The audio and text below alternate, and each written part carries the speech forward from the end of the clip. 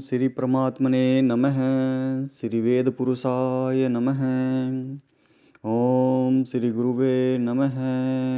अपने अपने माता पिता गुरु महाराज की जय हो। गणेश जी महाराज की जय हो। अपने अपने इष्ट देव महाराज की जय हो। कुल देव देवियों की जय हो। सप्तवार की कथा हम श्रवण कर रहे हैं। तो सप्तवार की कथा की श्रृंखला में अभी तक हमने रविवार की कथा, सोमवार की कथा और मंगलवार की कथा का श्रवण किया है। अब हम बुधवार की व्रत कथा का श्रवण करने जा रहे हैं। तो बोलिए सद्गुरुदेव भगवान की जय हो। गणेश जी भगवान की जय हो। एक समय एक व्यक्ति अपनी पत्नी को विदा करवाने के लिए अपने ससुराल गया। वहाँ पर कुछ दिन रहने के पश्चात सास ससुर से विदा करने के लिए कहा, किंतु सबने कहा कि आज बुधवार का दिन है, आज के दिन यात्रा नहीं करते, गमन नहीं करते, बेटी को विदा नहीं किया करते। वह व्यक्ति किसी प्रकार न माना और हठधर्मिता करके बुधवार के दिन ही अपनी पत्नी को विदा कराकर अपने नगर को चल पड़ा। राह में उसकी पत्नी को प्यास लगी तो उसने अपने पति से कहा कि मुझे बहुत ज़ोर से प्यास लगी है।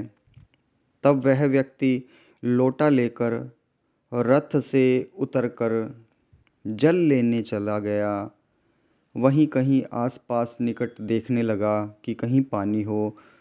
जैसे ही वह व्यक्ति पानी लेकर अपनी पत्नी के निकट आया तो वह क्या देखता है कि यह देखकर वह आश्चर्य से चकित रह गया कि ठीक अपनी ही जैसी सूरत, जैसा वो है उसी की सूरत की जैसा हूबहू बिल्कुल वैसा ही तथा वैसी ही वेशभूषा में एक व्यक्ति उसकी पत्नी के पास रथ पे बैठा हुआ है और उससे बातें कर रहा है। हंस हंस करके खुशी से दोनों बातें कर रहे हैं।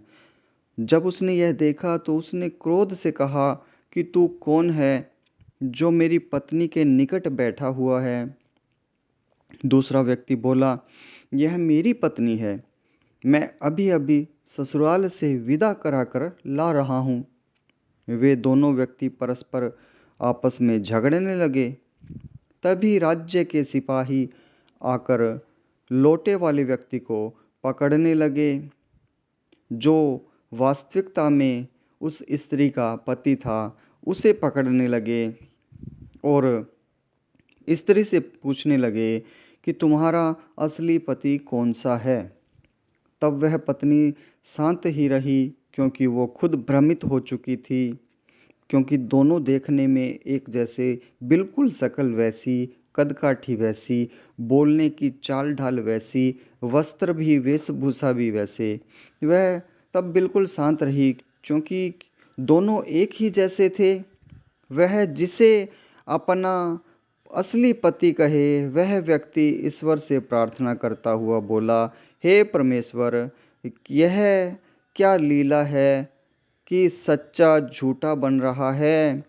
तभी आकाशवाणी हुई कि मूर्ख, आज बुधवार के दिन तू अपनी पत्नी को उसके पीहर से ले आया है।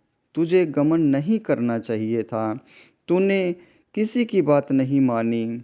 यह सब लीला बुद्ध देव भगवान की है। उस व्यक्ति ने बुद्ध देव भगवान से प्रार्थना की और अपनी गलती स्वीकार करते हुए क्षमा मांगी। तब बुद्ध देव जी अंतर्ध्यान हो गए। वह अपनी स्त्री को लेकर घर आया तथा बुधवार का व्रत वे दोनों पति पत्नी नियम पूर्वक करने लगे। जो व्यक्ति इस कथा को श्रवण करता है, सुनता है, पढ़ता है, मनन करता है, उसको और जो व्रत भी करता है श्रद्धा पूर्वक बुधवार के दिन गणेश जी महाराज का पूजन करता है, उसको बुधवार के दिन यात्रा करने का भी दोष नहीं लगता।